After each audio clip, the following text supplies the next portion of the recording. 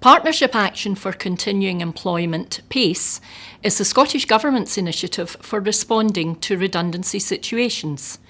Through providing skills development and employability support, PACE aims to minimise the time individuals affected by redundancy are out of work. Together with our 22 partner organisations, the Scottish Government works continually to enhance the operation of PACE. So let's take a look and see how PACE can, and PACE does, make a real difference to people's lives. I was unsure of my future. Turned 40 and I just felt that, well, what was available. I couldn't really actually comprehend what we were being told. It was just total shock. You think, how am I going to get on? How am I going to survive? How am I going to get over this? I had the option to go either to move to Manchester or to accept redundancy. It was very scary. And you were just in shock. What can I do? What can I do?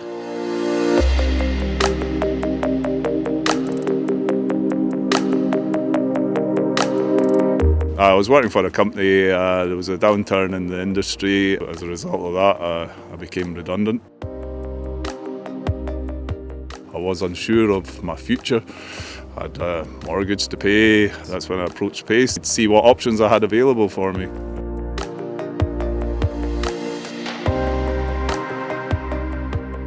When I first met Ian, it was really interesting to see where he was at in terms of his thinking, because although he was a confident individual, he was perhaps a wee bit more unsure about what he had to offer. So one of the really important things about PACE is that we really look to the needs of the individual, and that's where we start from, and we take time to understand where they're coming from and ultimately where they want to be, and it's really our job to help make the connection between that place where they've been and their future chosen opportunity.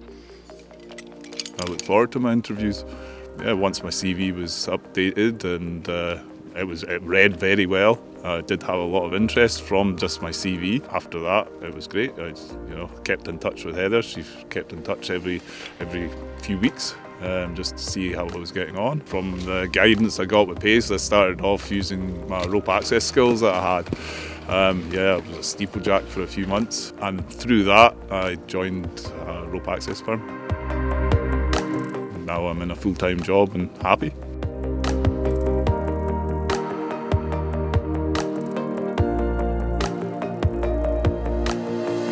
Because I've always worked, I've always sort of been financially independent and tried to be financially independent and have my own sort of wages and income coming in.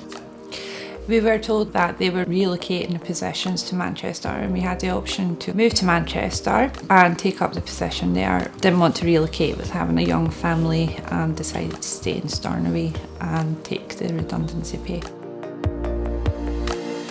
I didn't really know what I was going to do career-wise with myself. My idea was to make bath bombs and to make them from Stornoway. The idea is to try and source as much of the ingredients from the islands themselves.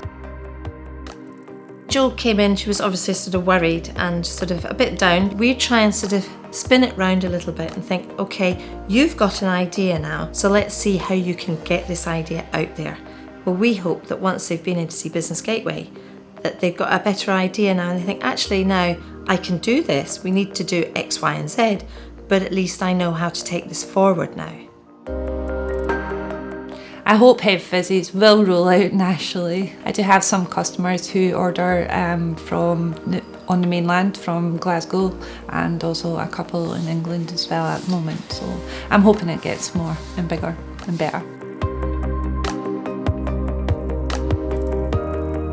In November 2018, I was working at the new school in Butterston, and we, as a staff group, were told that we were going to be made redundant. I couldn't really actually comprehend what we were being told. There was a lot of discussion about what our rights were. Because I'd only been working at the school for a very short amount of time, I knew that I wouldn't be entitled to any redundancy payout from the school. And I needed somebody just to give me some solid advice to help me to see where I could pick myself up and move on to. Very many people come to us with uncertainty, with questions, with varying needs of support. We're listeners. We understand that there's no one size fits all. So all our PACE careers advisors have a lot of experience working with people and supporting them at all different stages of their career journey. I hadn't appreciated that there was so much help out there. It helped me to fine-tune that what I want from a job is something that is going to make a difference to other people. It's not just about having a job for the sake of it. The graduate apprentice for early learning and childcare came up, and I just thought, wow, this sounds ideal. This gave me an opportunity not only to have a job that gave me a sense of purpose, but also to study, to get a degree.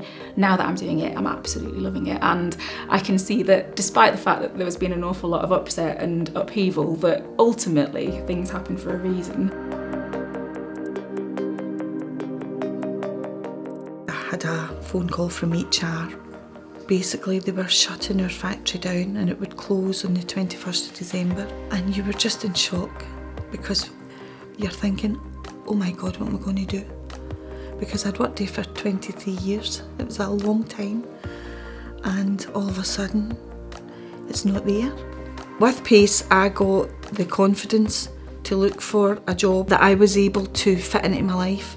A job that you could give to people, a feel-good job. So out of the ashes comes a phoenix. I made my way to the college and said I was planning on doing nursing. A few weeks later, there was a jobs fair, a lot of care companies, and I thought that could work around my lifestyle.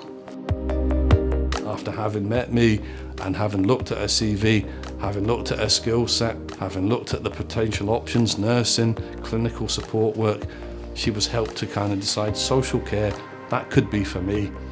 And the jobs fair kind of sealed it because there were employers there that were really kind of pleased, willing and thankful that there were people like Audrey there to speak to. I can't see me doing anything else now, I really can't. I know I've made the right choice and I think it's my true calling. Thomas Cook obviously had been in the news quite a lot. You know, we had quite a rocky few years. I was devastated.